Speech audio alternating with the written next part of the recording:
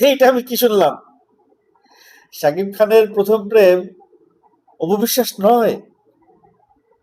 পূর্ণিমার অনুষ্ঠানে শাকিব খান স্বীকার করেছে যে শাকিব খানের প্রথম প্রেম গুলশানের একটি ইংলিশ মিডিয়ামে পড়ুয়া মেয়ে, যে খুব সুন্দর করে ইংরেজি বলতে পারতো এবং পূর্ণিমারও পরিচিত সে।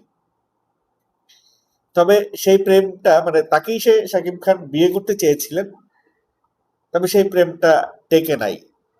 টেকে নাই কারণ সে সময় বয়স কম ছিল, অতিরিক্ত আবেগ কাজ করেছে, অধিকার বোধ জন্মিয়েছে, অতিরিক্ত অধিকার বোধ, এবং একটা রহস্যময় কারণে সেই সম্পর্কটা টিকে নাই, বিয়ে পর্যন্ত গড়ায় নাই।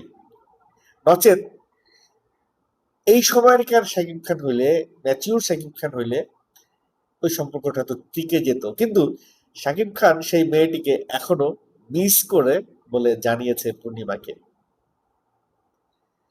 পূর্ণিমা কিন্তু পাল্টা প্রশ্ন করেছে, দুষ্ট কিন্তু পূর্ণিমা কিন্তু যথেষ্ট দুষ্ট।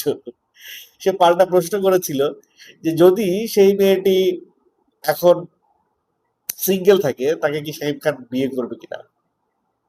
শাকিব খান প্রত্যুত্তরে খুব ম্যাচিউর একটা অ্যান্সার করেছে। সে বলেছে সে যেন তার চাইতে ভালো কাউকে পেয়ে তার জীবনটা থিতু করে। অর্থাৎ সেই অভিমান এখনো রয়ে গেছে শাকিব খানের, সেই মেয়েটিকে এখনো মিস করে শাকিব খান।